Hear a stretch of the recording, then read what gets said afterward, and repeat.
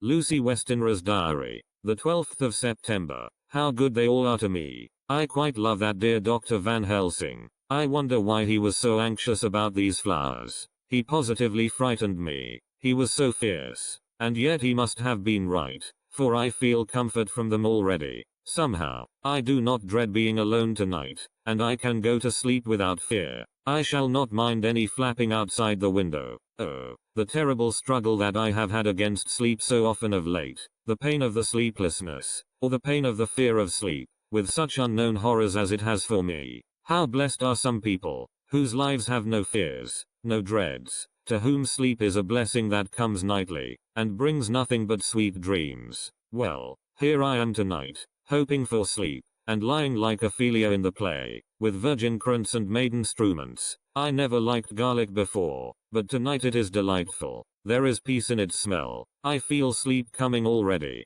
Good night, everybody. Dr. Seward's diary. The 13th of September. Called at the Berkeley and found Van Helsing, as usual, up to time. The carriage ordered from the hotel was waiting. The professor took his bag, which he always brings with him now. Let all be put down exactly. Van Helsing and I arrived at Hillingham at 8 o'clock. It was a lovely morning. The bright sunshine and all the fresh feeling of early autumn seemed like the completion of nature's annual work.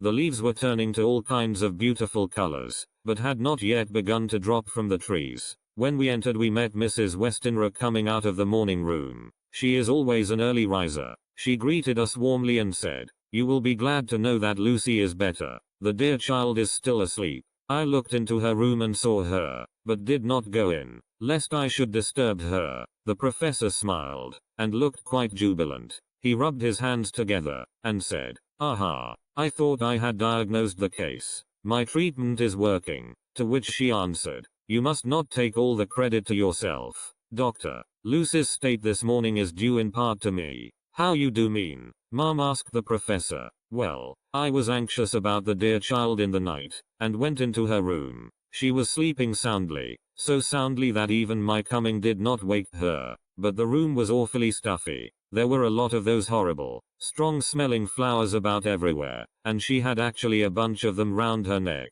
I feared that the heavy odor would be too much for the dear child in her weak state, so I took them all away and opened a bit of the window to let in a little fresh air. You will be pleased with her, I am sure." She moved off into her boudoir, where she usually breakfasted early. As she had spoken, I watched the professor's face, and saw it turn ashen gray. He had been able to retain his self-command whilst the poor lady was present, for he knew her state and how mischievous a shock would be. He actually smiled on her as he held open the door for her to pass into her room. But the instant she had disappeared he pulled me, suddenly and forcibly, into the dining room and closed the door. Then, for the first time in my life, I saw Van Helsing break down. He raised his hands over his head in a sort of mute despair, and then beat his palms together in a helpless way. Finally he sat down on a chair, and putting his hands before his face, began to sob, with loud, dry sobs that seemed to come from the very racking of his heart.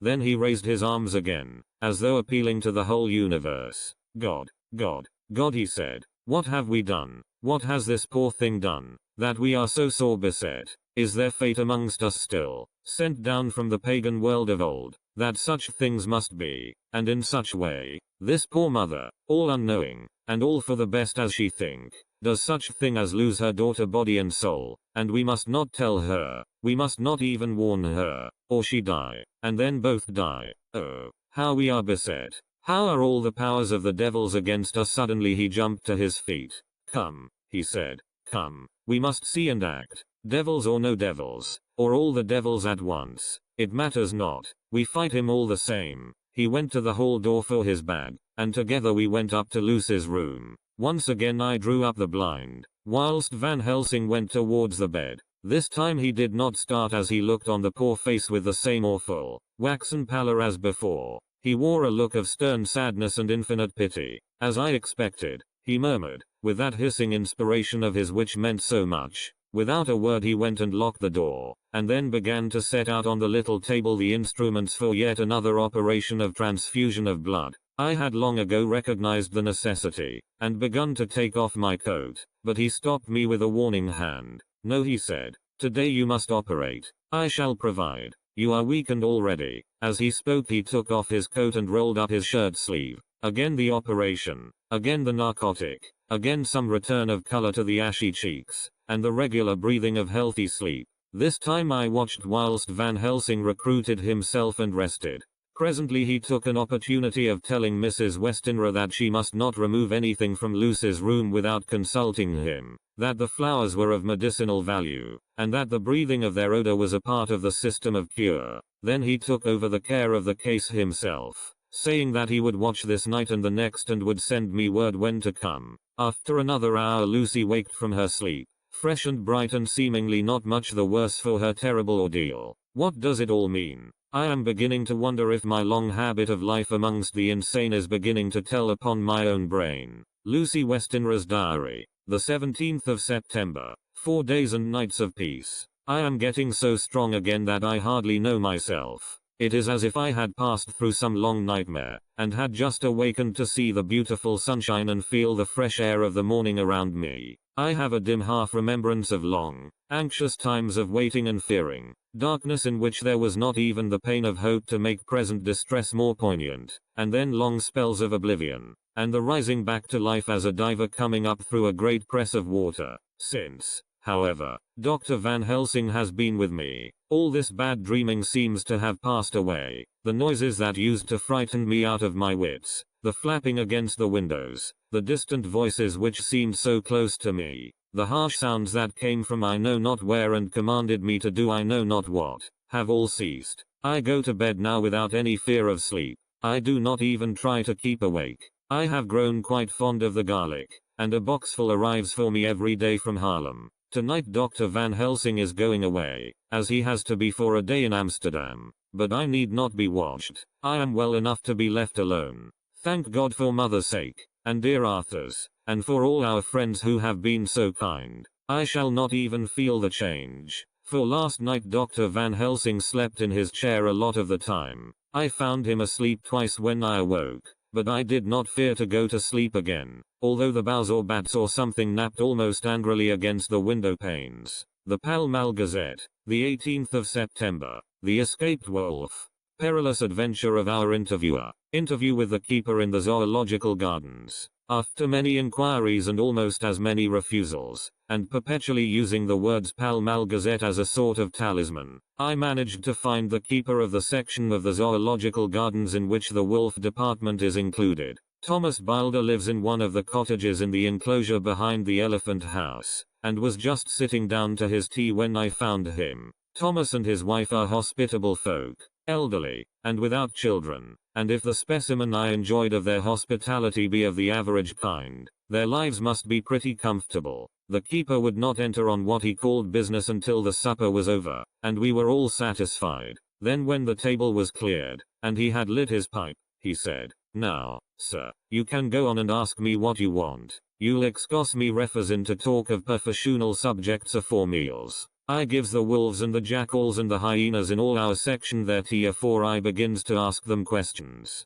"How do you mean, ask them questions?" I queried, wishful to get him into a talkative humor. "Hittin' of them over the head with a pole is one way, scratchin' of their ears is another, when gents as is flush wants a bit of a show off to their gals. I don't so much mind the fust, the hittin' with a pole afore I chucks in their dinner, but I waits till they've had their sherry and coffee, so to speak, afore I tries on with the ear scratchin'. Mind you," he added philosophically, "there's a deal of the same nature in us as in them theer animals. Here's you comin' and askin' of me questions about my business, and I that grumpy like that only for your bloomin' half-quid I'd a seen you blowed fust 'fore I'd answer. Not even when you asked me sarcastic like if I'd like you to ask the superintendent if you might ask me questions. Without offense did I tell ye to go to hell? You did. And when you said you'd report me for usin' of obscene language that was hittin' me over the head. But the half-quid made that all right. I weren't going to fight, so I waited for the food, and did with my owl as the wolves, and lions, and tigers does.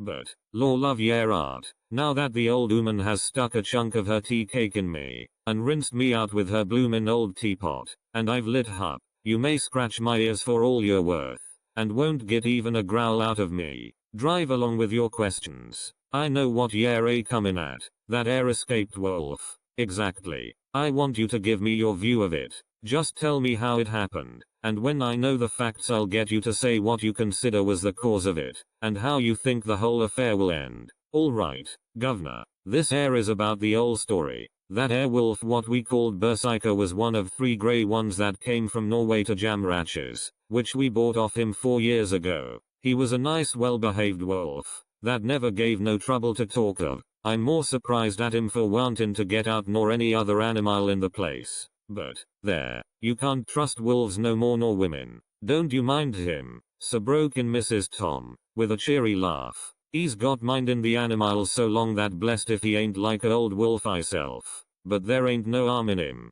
Well, sir, it was about 2 hours after feedin' yesterday when I first hear my disturbance. I was making up a litter in the monkey house for a young puma which is ill, but when I heard the yelpin' and howlin' I came away straight.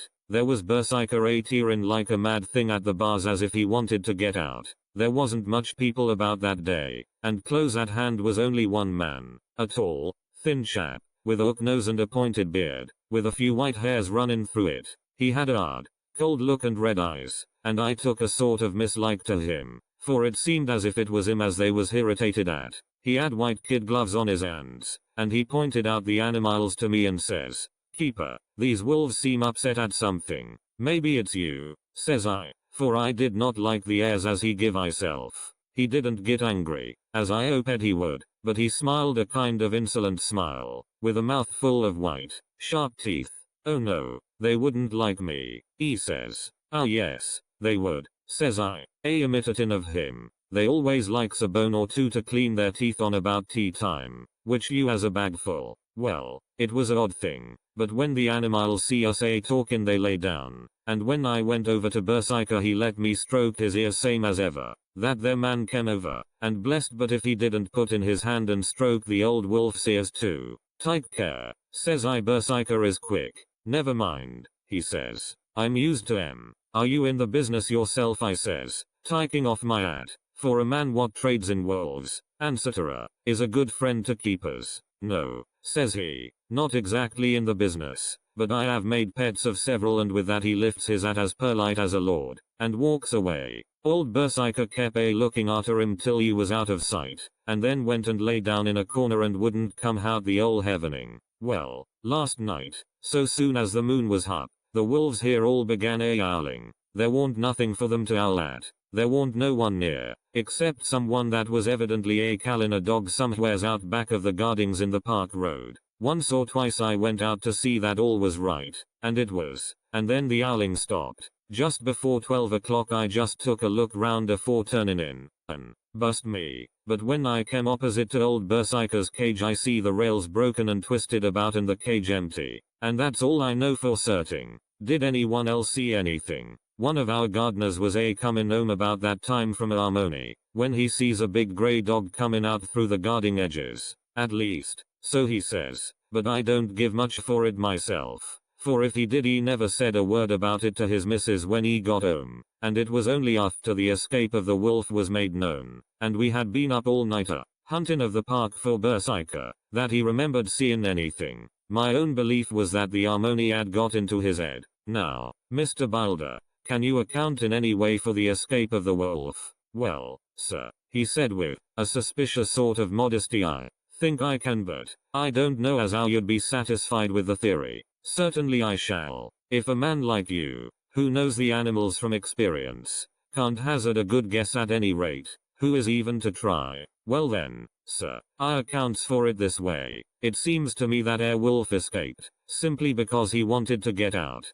From the hearty way that both Thomas and his wife laughed at the joke I could see that it had done service before, and that the whole explanation was simply an elaborate sell. I couldn't cope in badinage with the worthy Thomas, but I thought I knew a surer way to his heart, so I said, "Now, Mr. Boulder, we'll consider that first half sovereign worked off, and this brother of his is waiting to be claimed when you've told me what you think will happen." "Right wha, sir," he said briskly. "Ye'll excuse me, I know, for chaffin' of ye, but the old woman here winked at me, which was as much as telling me to go on." "Well, I never said the old lady. My opinion is this, that wolf is hidin' of, somewheres. The gardener what didn't remember said he was a galloping northward faster than a horse could go, but I don't believe him. 4. Yes sir. Wolves don't gallop no more nor dogs does. They not bein' built that way. Wolves is fine things in a storybook, and I dare say when they gets in packs and does be chivying something that's more afeard than they is they can make a devil of a noise and chop it up,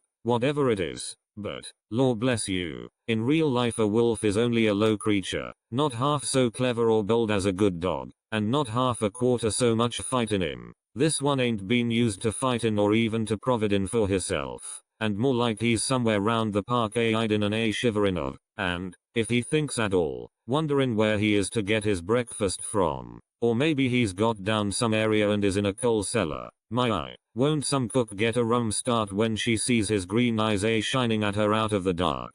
If he can't get food he's bound to look for it, and mayhap he may chance to light on a butcher's shop in time. If he doesn't, and some nursemaid goes walking off with a soldier, Levin of the infant in the perambulator, well, then I shouldn't be surprised if the census is one babby the less. That's all. I was handing him the half-sovereign, when something came bobbing up against the window, and Mr. Bilder's face doubled its natural length with surprise. God bless me, he said, if there ain't old Berserker come back by myself. He went to the door and opened it, a most unnecessary proceeding it seemed to me. I have always thought that a wild animal never looks so well as when some obstacle of pronounced durability is between us. A personal experience has intensified rather than diminished that idea. After all, however, there is nothing like custom, for neither Bilder nor his wife thought any more of the wolf than I should of a dog. The animal itself was as peaceful and well behaved as that father of all picture wolves, Red Riding Hood's quondam friend,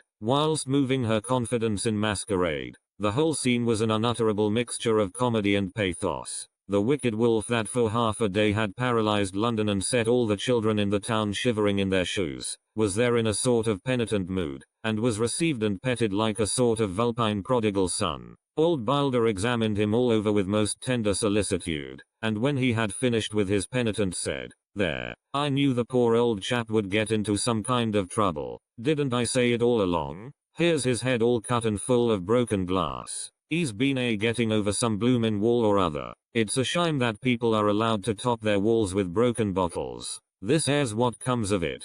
Come along, Berserker." He took the wolf and locked him up in a cage, with a piece of meat that satisfied, in quantity at any rate, the elementary conditions of the fatted calf, and went off to report. I came off, too, to report the only exclusive information that is given today regarding the strange escapade at the zoo. Dr. Seward's diary. The 17th of September, I was engaged after dinner in my study posting up my books, which, through press of other work and the many visits to Lucy, had fallen sadly into arrear. Suddenly the door was burst open, and in rushed my patient, with his face distorted with passion. I was thunderstruck, for such a thing as a patient getting of his own accord into the superintendent's study is almost unknown. Without an instant's pause he made straight at me. He had a dinner knife in his hand, and, as I saw he was dangerous, I tried to keep the table between us. He was too quick and too strong for me, however, for before I could get my balance he had struck at me and cut my left wrist rather severely. Before he could strike again, however, I got in my right and he was sprawling on his back on the floor. My wrist bled freely, and quite a little pool trickled onto the carpet. I saw that my friend was not intent on further effort, and occupied myself binding up my wrist, keeping a wary eye on the prostrate figure all the time. When the attendants rushed in, and we turned our attention to him, his employment positively sickened me. He was lying on his belly on the floor licking up, like a dog, the blood which had fallen from my wounded wrist. He was easily secured, and, to my surprise, went with the attendants quite placidly, simply repeating over and over again, "The blood is the life. The blood is the life. I cannot afford to lose blood just at present. I have lost too much of late for my physical good, and then the prolonged strain of Lucy's illness and its horrible phases is telling on me. I am overexcited and weary, and I need rest, rest, rest. Happily Van Helsing has not summoned me, so I need not forego my sleep. Tonight I could not well do without it." Telegram. Van Helsing, Antwerp, to Seward, Carfax. Sent to Carfax, Sussex, as no county given. Delivered late by 22 hours. the 17th of September. Do not fail to be at Hillingham tonight. If not watching all the time frequently, visit and see that flowers are as placed. Very important. Do not fail. Shall be with you as soon as possible after arrival. Dr. Seward's Diary. The 18th of September. Just off for train to London. The arrival of Van Helsing's telegram filled me with dismay. A whole night lost, and I know by bitter experience what may happen in a night. Of course it is possible that all may be well, but what may have happened? Surely there is some horrible doom hanging over us that every possible accident should thwart us in all we try to do. I shall take this cylinder with me, and then I can complete my entry on Lucy's phonograph. Memorandum left by Lucy Westenra, the 17th of September, night. I write this and leave it to be seen, so that no one may by any chance get into trouble through me. This is an exact record of what took place tonight. I feel I am dying of weakness, and have barely strength to write, but it must be done if I die in the doing. I went to bed as usual, taking care that the flowers were placed as Dr. Van Helsing directed, and soon fell asleep. I was waked by the flapping at the window, which had begun after that sleepwalking on the cliff at Whitby when Mina saved me, and which now I know so well. I was not afraid, but I did wish that Dr. Seward was in the next room, as Dr. Van Helsing said he would be, so that I might have called him. I tried to go to sleep, but could not. Then there came to me the old fear of sleep, and I determined to keep awake. Perversely sleep would try to come then when I did not want it. So, as I feared to be alone, I opened my door and called out, "Is there anybody there?" There was no answer. I was afraid to wake mother, and so closed my door again. Then outside in the shrubbery I heard a sort of howl like a dog's, but more fierce and deeper. I went to the window and looked out, but could see nothing, except a big bat, which had evidently been buffeting its wings against the window. So I went back to bed again, but determined not to go to sleep.